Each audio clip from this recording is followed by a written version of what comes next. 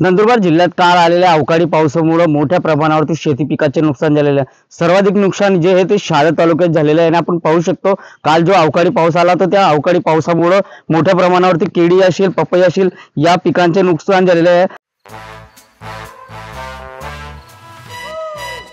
Come, come, come, my love. Please don't say no, baby. Come, come, come, my love.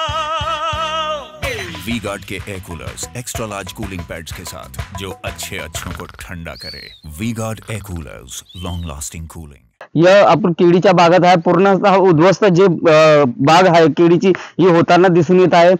अचानक आलेल्या पावसामुळे मोठ्या प्रमाणावरती शेतीचे नुकसान जे आहे ते झालेले आहे। त्याचसोबतच MSEB चे खांब असतील, त्यांचे तार असतील, त्याच्यामुळे तुटले असल्यामुळे विद्युत पुरवठा जो आहे तो खंडित झालेला आहे।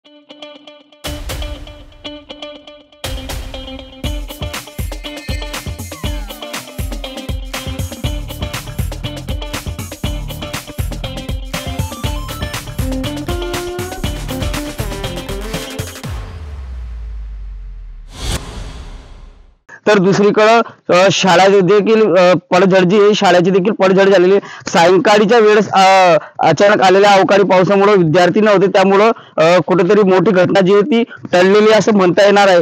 परंतु शेतकऱ्यांच्या हातातोंडाशी आलेला घास जो आहे तो निसर्ग राजाने हिरावून घेतला असल्याची परिस्थिती जी आहे ती दिसून येत आहे। एकंदरीतच शहादा तालुक्यात आलेल्या या अवकाळी पावसामुळे हजारो हेक्टर क्षेत्रावर नुकसान जे आहे ते झालेले आहे। त्यात सर्वाधिक नुकसान जे आहे ते पपई आणि केळीचे आहे। तर ऐन काढणीच्या वेळेस आलेल्या गहू, हरभरा या पिकांचे देखील नुकसान होण्याची शक्यता जी आहे ती वर्तवण्यात आलेली आहे। त्यामुळे शासनाने तात्काळ पंचनामे करून शेतकऱ्यांना मदत देण्यात यावी अशी मागणी आता शहादा तालुक्यातील शेतकरी करण्यात येत आहे। जितेंद्र बैसाने, TV9 मराठी, शहादा।